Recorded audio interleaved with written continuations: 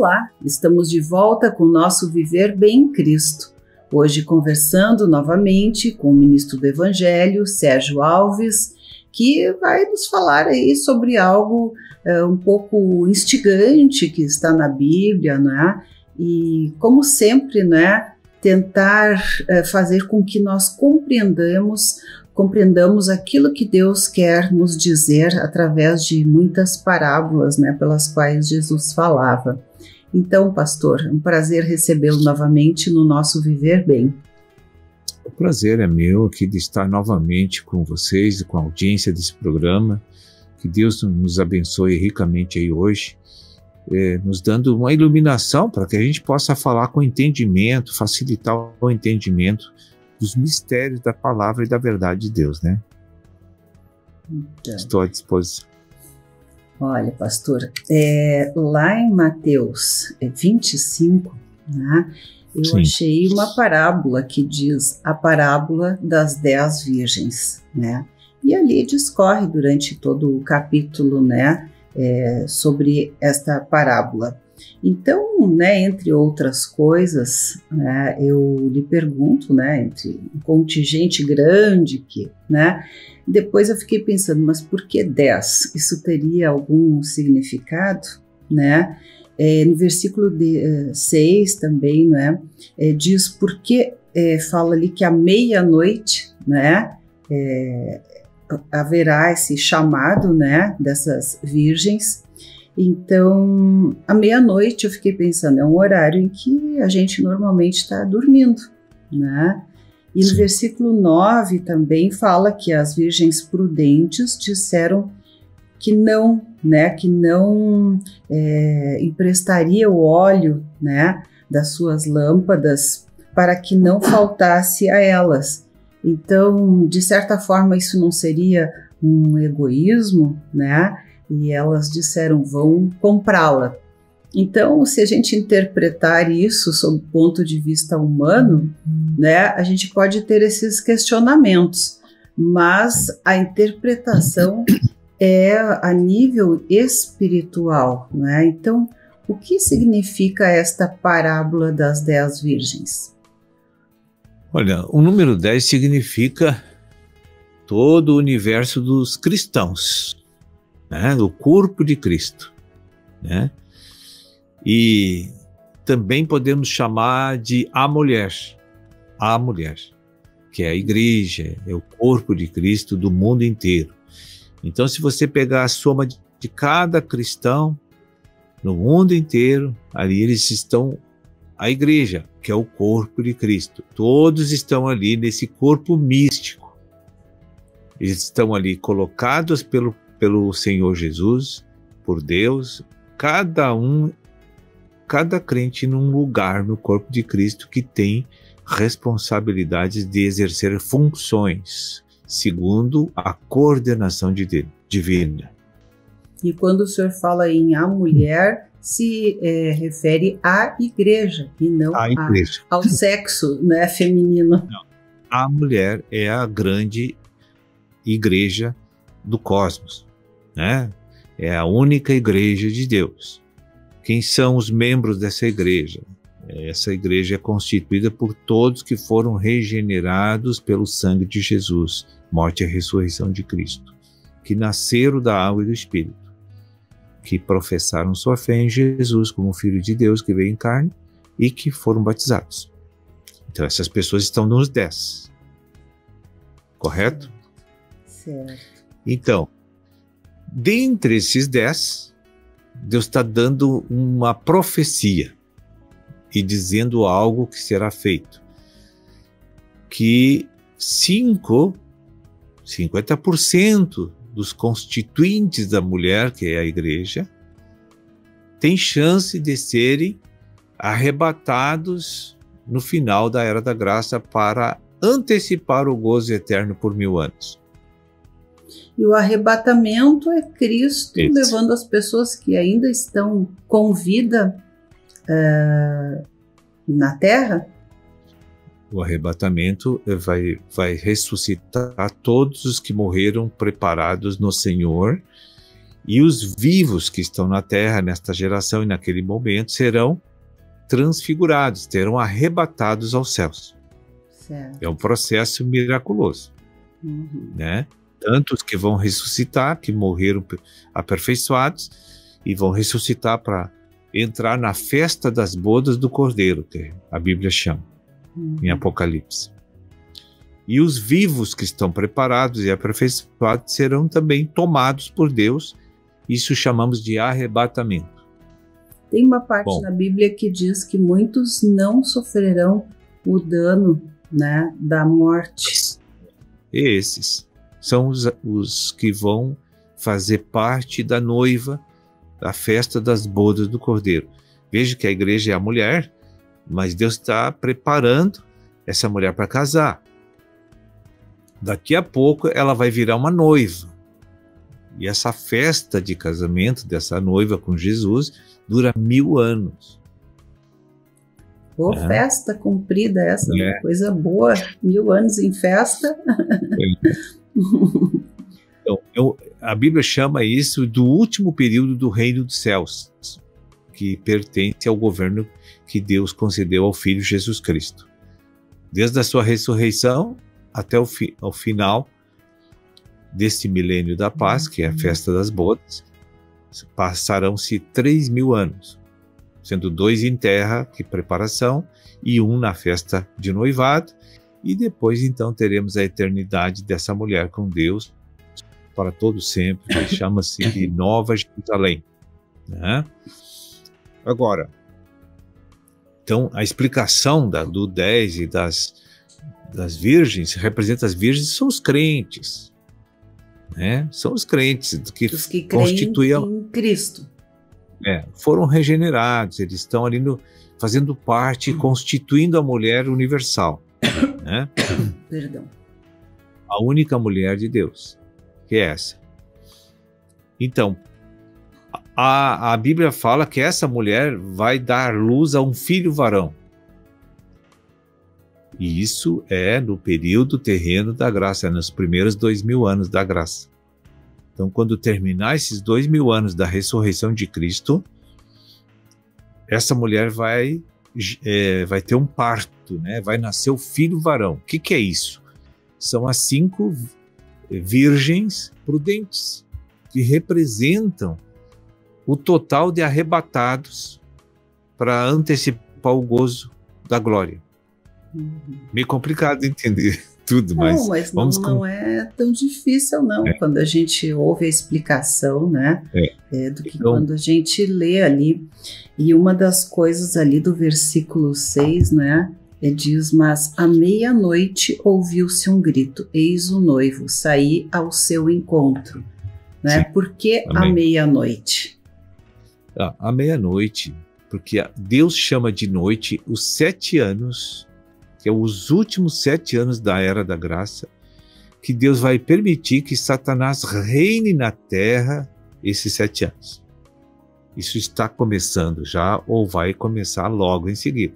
Ou se já não começou, a gente não sabe. Por que eu digo isso?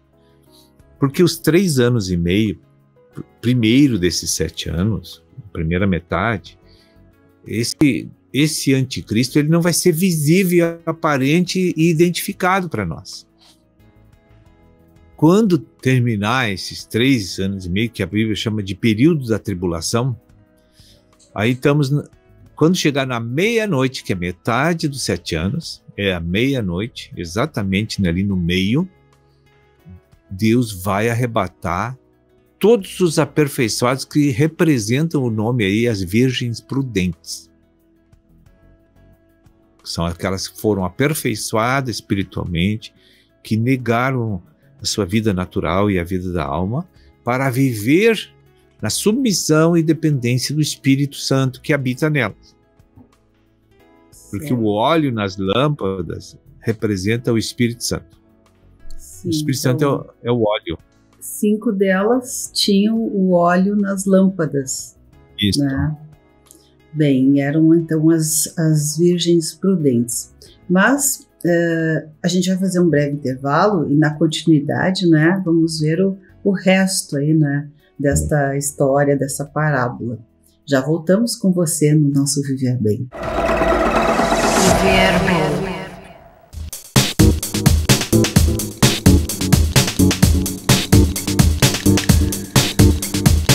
Estamos de volta com o nosso Viver Bem em Cristo, hoje pedindo ao pastor Sérgio Alves que nos explique a palavra de Deus que está no capítulo 25 do livro de Mateus, que fala sobre a parábola das 10 virgens.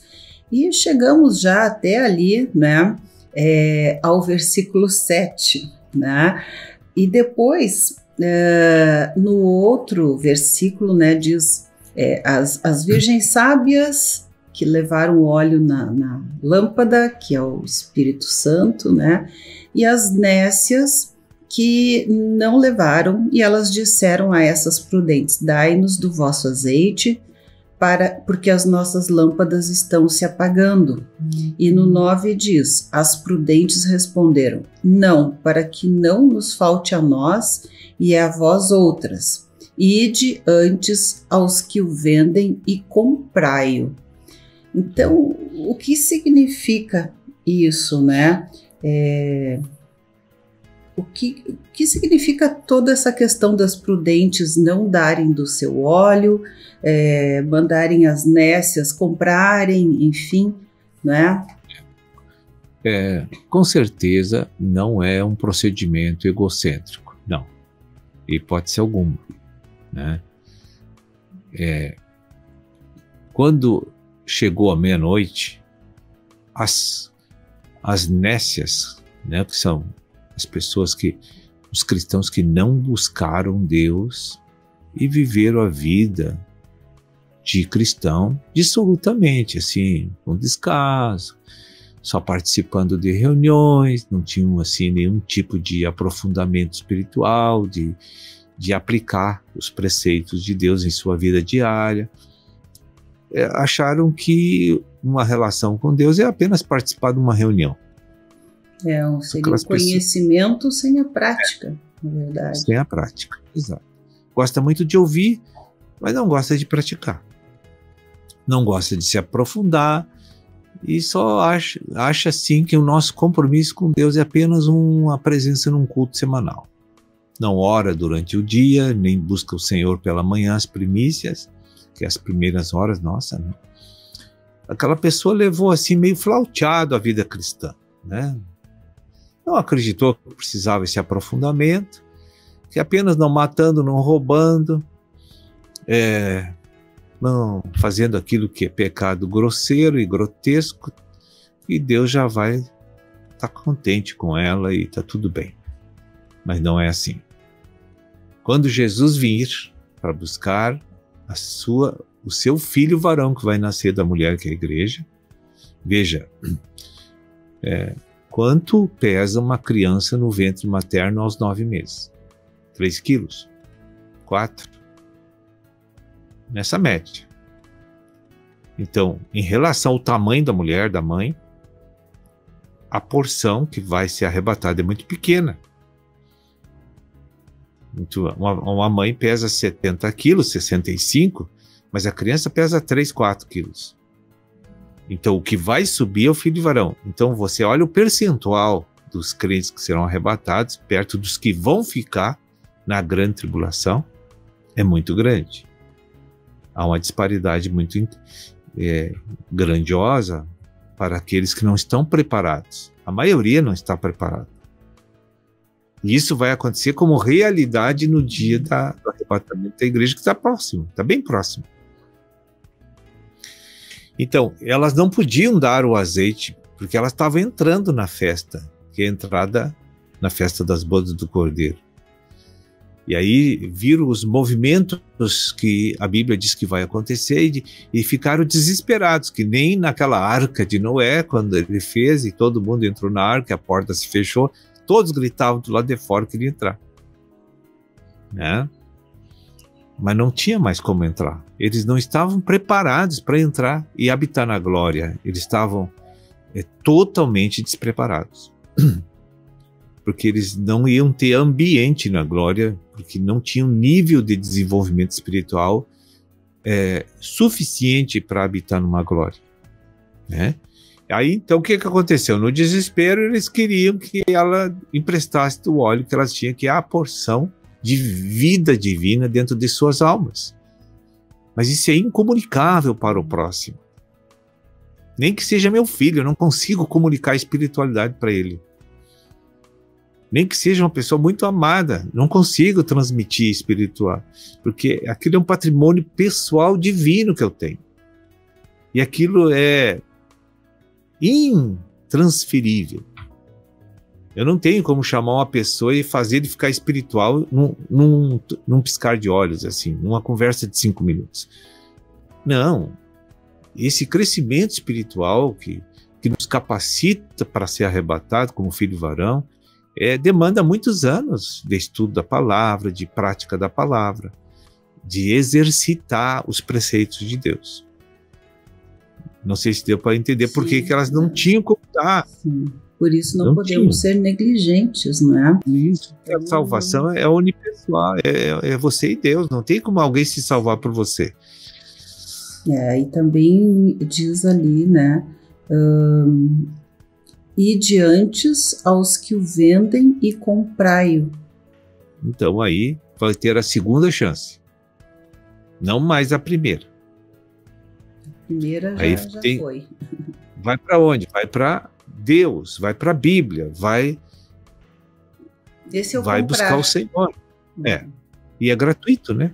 Sim. Vinde e comprai sem dinheiro, está escrito em Isaías. Né?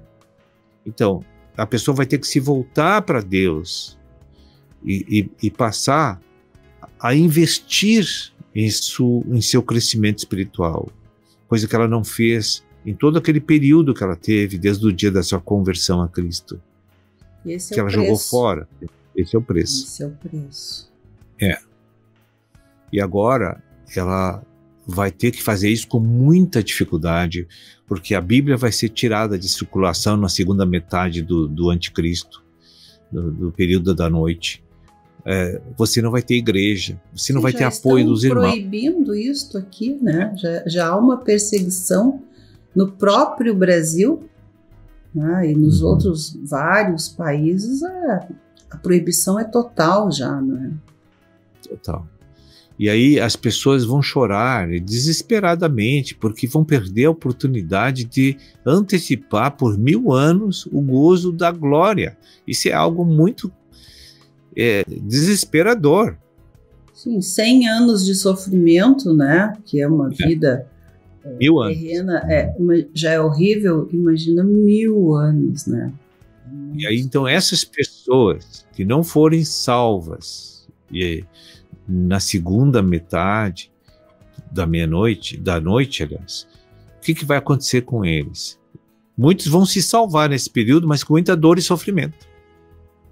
Mas os que não se salvarem, esses cristãos que não atingirem o nível desejado para a glória, muitos já estarão lá nas trevas exteriores para serem corrigidos e disciplinados por Deus para ficarem cheios do óleo do Espírito Santo. Né? E aí depois, então eles perderam a festa das bodas, mas ganharam o matrimônio com Deus, que é a Nova Jerusalém. Eles viverão eternamente com Deus, mas tiveram que sofrer muito, bem mais do que aqueles outros que se prepararam nesse período terreno. Então veja que nós não podemos jogar fora nenhum tipo, as oportunidades que nós temos de conhecer Cristo, né? Verdade, praticar, né, a palavra, aquilo que ele diz, né, e a gente ouve dizer, né, as pessoas dizem, mas será que isso é verdade, né, e a gente tem que dizer, bom, né, pratica, né, que vai funcionar. Então, se é verdade, quando praticar, vai funcionar, se não for verdade, não vai funcionar, né, a pessoa praticando realmente como Deus orienta. E eu quero dar um... Pode falar. Não, perdão. Pode colocar. Não, eu só ia comentar que quando o senhor fala que essas virgens nessas 50% não conseguirão entrar na glória, eu penso que essa glória, né, de Deus é uma luz tão intensa que nenhum tipo de trevas ou coisa que esteja em desacordo consegue penetrar essa luz tão intensa que é a glória de Deus, não é? É impossível acontecer isso. Quem não está santificado não consegue entrar. Não é que Deus não queira, ele não consegue. Sim. Né? A pessoa faz suas escolhas, né? Temos Eu o quero, livre-arbítrio. Com relação a dar o azeite para as outras, que dá uma impressão de que as pessoas ali foram egoístas, eu quero dar um exemplo aqui. Você é uma médica, você pode me chamar e dizer assim, olha, eu quero ser médico, me dá as instruções aí que a partir de amanhã eu já vou agir como um médico. Eu não vou conseguir. Sim, e eu não vou conseguir dar isso também para a pessoa, né? Também, exatamente. Não é nem Então, questão de egoísmo, é questão que não tem como, né? Você estudou 6 anos inicialmente, mas toda hora está se aperfeiçoando. E como é que tu vai comunicar? Isso para mim é incomunicável. É verdade. Eu tenho que ir lá buscar, comprar lá na fonte, lá na faculdade. Eu tenho que ir lá estudar, ficar 6 anos também, entendeu? Então, são muitos anos aí, né, na faculdade de Deus, né, a Bíblia, estudando um único livro, e a gente leva muito mais tempo, né, do que muitos livros na medicina. Bem, mas pastor, está, né, maravilhoso o nosso programa, muito esclarecedor realmente dessa palavra, não é, dessa parábola de Mateus 25, e eu quero agradecer, né, por sempre abrir os olhos das pessoas para essa realidade espiritual, né, que a nossa vida aqui, ela não é finita com a morte, né, mas ela se perpetua, né, numa outra dimensão, e a gente tem que estar preparado para isso mesmo, né? Então, muito obrigada, pastor, e esperamos novamente estar aí, né, na próxima semana com o nosso Viver Bem em Cristo. Eu agradeço aí a paciência de todos aí de nos acompanhar. Uma boa noite a todos e voltamos aí mesmo a semana que vem em nome de Jesus. Amém? Viver Bem.